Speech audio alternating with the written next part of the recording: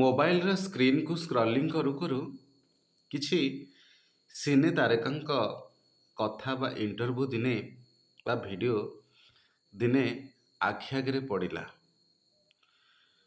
ଭିଡ଼ିଓଟି ଥିଲା ବଲିଉଡ୍ ଷ୍ଟାର ଅକ୍ଷୟ କୁମାରଙ୍କର, ଜନି ଲିବରଙ୍କର ଆଉ ଶକ୍ତି କାପୁର।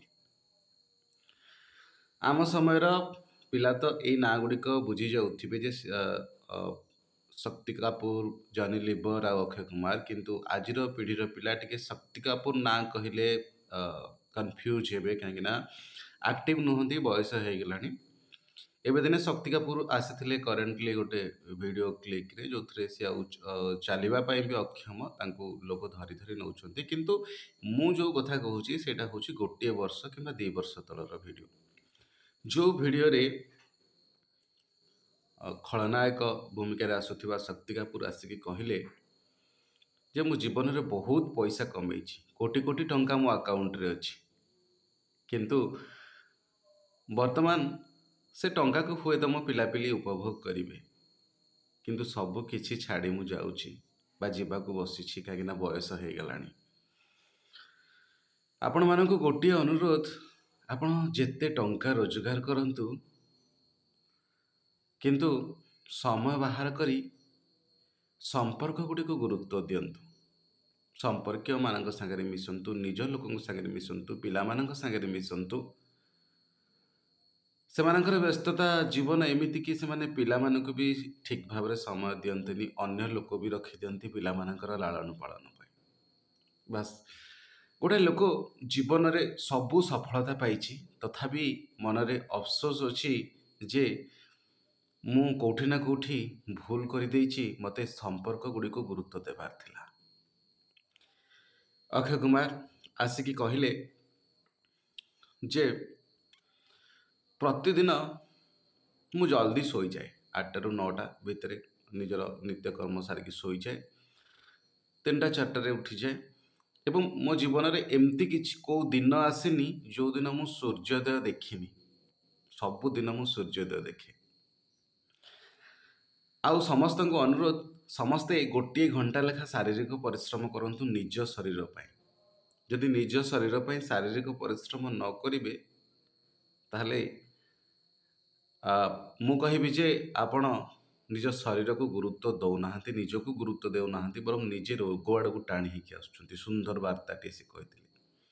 କହିଲେ ମୁଁ ସବୁଦିନ ସୂର୍ଯ୍ୟୋଦୟ ଦେଖୁଛି, ମୋ ଜୀବନରେ ବି ଗୋଟିଏ ଦିନ ଆସିବ ଯେଉଁଦିନ ଯେ ମୁଁ ସେଦିନର ସୂର୍ଯ୍ୟୋଦୟ ଆଉ ଦେଖିପାରିବିନି, ସେଦିନ ହୁଏତ ମୋ ଜୀବନର ଶେଷ ଦିନ।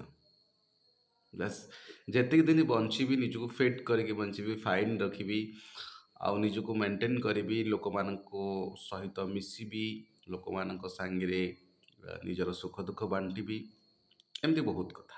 ସମାନ ଭାବରେ ଆମର ହାସ୍ୟ ଅଭିନେତା ଜନି ଲିବର ବି ସେଇ କଥା କହିଥିଲେ ଯେ ମୁଁ କମେଡ଼ିଆନ୍ ଏଇଥିପାଇଁ ଯେ ଦୁନିଆରେ ବହୁତ ଖୁସି ଅଛି, ଭୁଲ କହିଲି, ଦୁନିଆରେ ବହୁତ ଦୁଃଖ ଅଛି, ଲୋକମାନେ ଦୁଃଖ ଭିତରେ, ଡିପ୍ରେସନ୍ ଭିତରେ, ଫ୍ରଷ୍ଟ୍ରେସନ୍ ଭିତରେ, ଲାଇଫ୍ ଷ୍ଟ୍ରେସ୍ ଭିତରେ ସେମାନଙ୍କର ସମୟ କଟୁଛି। କିନ୍ତୁ ମୁଁ ହାସ୍ୟ ଅଭିନେତା ହିସାବରେ ଯେତେବେଳେ ଆସେ, କୋଉଠି କୋଉଠି ଲୋକମାନେ ମୋତେ ଦେଖିକି ଭରପୁର ମଜା ନିଅନ୍ତି, ହସନ୍ତି, ତାଙ୍କର ଷ୍ଟ୍ରେସ୍ ଫ୍ରି କରନ୍ତି।